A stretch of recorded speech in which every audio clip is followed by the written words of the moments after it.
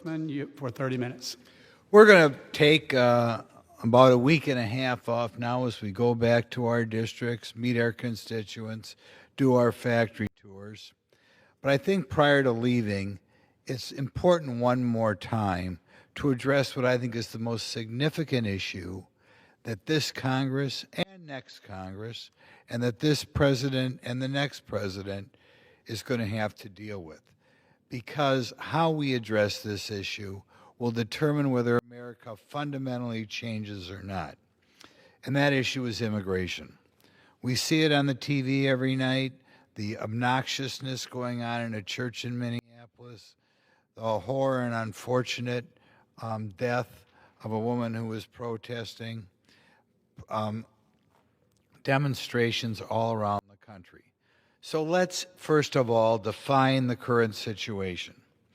Right now in America, every year, about 800,000 people are naturalized. We don't talk about that enough. We spend all the time talking about people who are sneaking in this country. We don't talk about the fact that 500,000 people every year become new citizens. In addition to that, about 800,000 new citizens, 500,000 about people come here on work visas, and another 500,000 come here on student visas. And people being what they are, many of these people on visas stay in the United States anyway.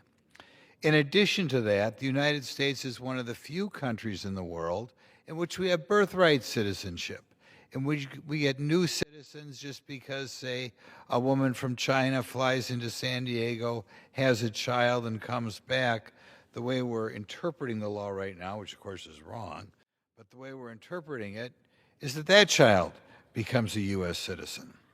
When you look at all the ways you can become citizens, it's not surprising that today over 15% of the people in the United States of America were born abroad. That's an all-time high. So as we analyze what we have to do on this situation, we ought to remember that if we do nothing, we are already at an all-time high in the number of people who are in the United States who were not born here.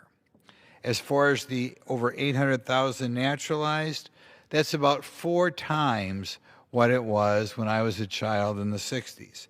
So again, we have nobody to apologize to as we're not letting people in the country.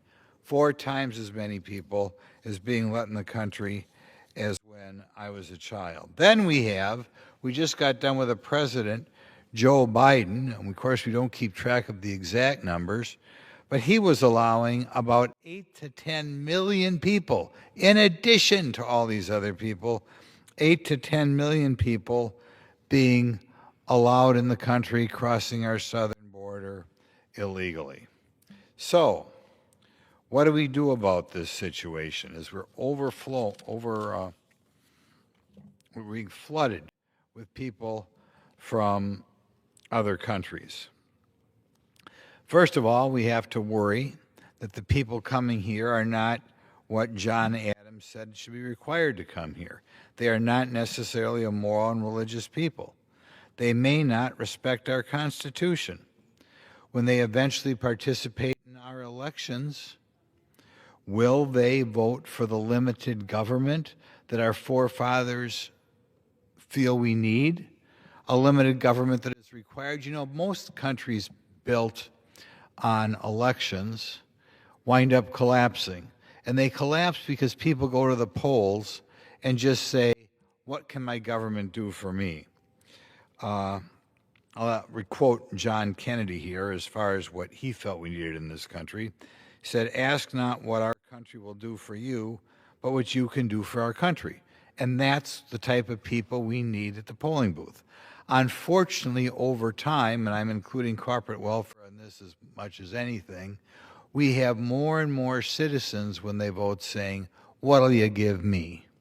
Are you going to give me more food? Are you going to give me free medical care? Are you going to give me free daycare? In other words, what they do is they want the government to give them more money that they didn't earn on their own. That would be the end of America if these are the type of immigrants we are getting in. I also want to point out, when we look at the people coming here, some of our inflammatory people talk about racism. I hate it when they talk about racism, but I do want to point out that now, when you look at people who are naturalized who come in here, I want to rattle off the 10 most common countries that citizens become naturalized from. 1, Mexico; 2, India; 3, Philippines; 4, Dominican Republic; 5, Cuba; 6, Vietnam; 7, China; 8, El Salvador; 9, Jamaica; 10, Colombia. You notice anything about those 10 countries? Not one of those countries are sending us immigrants who are primarily European in nature. I should maybe qualify that. For whatever reason, the diversity bureaucrats have decided to tell us that people, say, from Cuba or the Dominican Republic are not European. I've always felt it was odd the way they define this. You can have a family that moves here from Spain to Cuba, hangs around Cuba for 80 years. They come to the United States, and they are not considered primarily European, even though their ancestry is in Europe. But in any event, the way we consider things now, none of the top 10 are primarily European. So as far as people saying we have this horrible racist country, I think it would be odd for a racist country to let the 10 most common nationalities to come here all what our left-wing friends would call people of color. In any event, we have to ask ourselves, how do we handle this huge influx of people coming to the country? If people come here and lie and say they're coming here for asylum, it seems to me the only alternative is to remove them, or we have no immigration law, right? If the word gets out that you come to the United States, and as long as you don't break a law, as long as you're not an armed robber, as long as you're not a drug dealer, you can stay here forever, everybody will come here. That's like having no immigration law at all. But in any event, right now, we have the bizarre situation in which people are deciding we don't have to enforce our current immigration laws. We have people like I'm from Wisconsin, the governor of Illinois, the governor of Minnesota, in essence saying, we do not want ICE in our states. Same thing with the ridiculous mayor of Minnesota. Well, what would happen if the word got out that if you come illegally into the United States, all you have to do is find your way into Illinois or Minnesota or perhaps New York or California, and the immigration laws will not be enforced? I'll tell you what had happened. What had happened is, in a given period of time, I think we would find ourselves, I'm sure it would be easy, to find 100 million Chinese who would come here. 100 million people from India could come here. 100 million people from Africa would come here. America would permanently change. They would change very quickly if we respected the preposterous positions of the governor of Minnesota.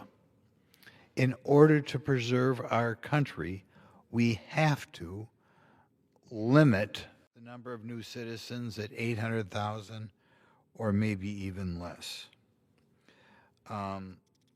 It's scary that we have so many citizens so blind they can't see that we're losing our country. But if we allow unlimited immigration in the country, that's exactly what would happen. I should also point out that things are different than they were 60 years ago. When I was a child and they showed pictures of countries abroad, you would see starving children starving children. You look at their stomachs. Nowadays, the amount of poverty in the third world is a fraction of what it used to be.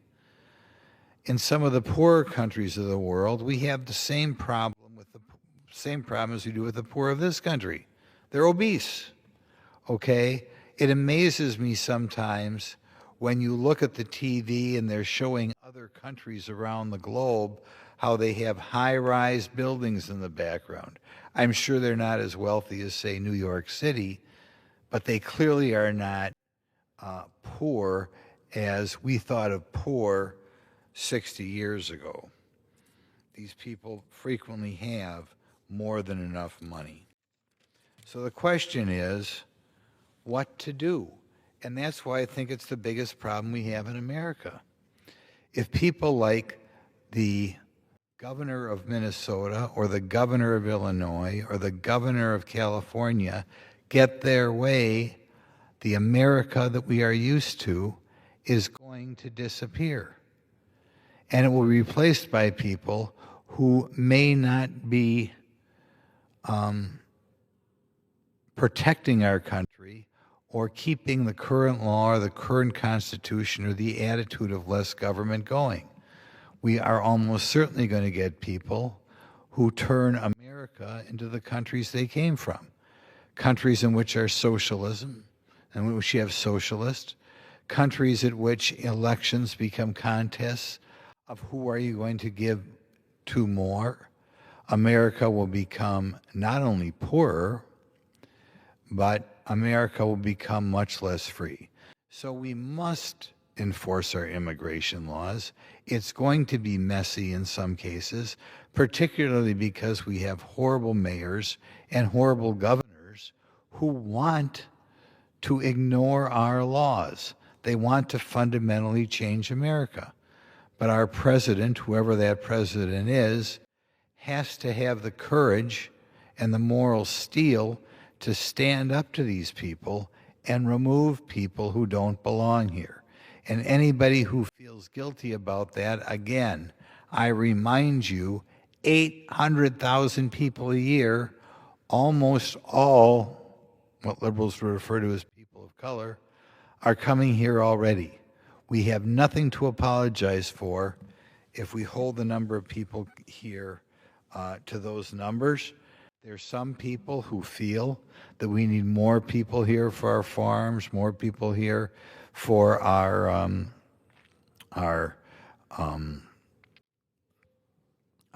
hotels, more people here for our factories. If that is true, Congress can expand the number of work visas that are available. But it doesn't mean we open up the floodgates of the southern border and whoever can come here should be able to come here. Part of the problem as well, in addition to bad mayors and bad governors, is bad clergy. I think that they are apparently not familiar with what is in the Bible as far as respecting the law. And every country around the world has immigration laws. They have laws that have to be respected. Unfortunately, we have some clergy who I guess were bored preaching about the gospel, bored preaching about God, and they've decided to adopt the left-wing orthodoxies of let everybody come here. And they, of course, have a lot to answer to as well. But I challenge Americans at the polls when you look and see what issues your congressmen or even more, your mayors or governors are running on. Are you going to vote for people who are going to keep our America great? Not people who are going to say no immigrants whatsoever, like I said, naturalizing 800,000 a year. But are you going to elect people who are not going to be foolish people who let an unlimited number of people come here? Because if we do that, America, the America that we grew up in, is going to be gone for our children. It's going to be gone for our grandchildren. In any event, that is, I think, the most important issue today, because if we don't win on that issue, our country is done. Thank you. I yield the remainder of my time.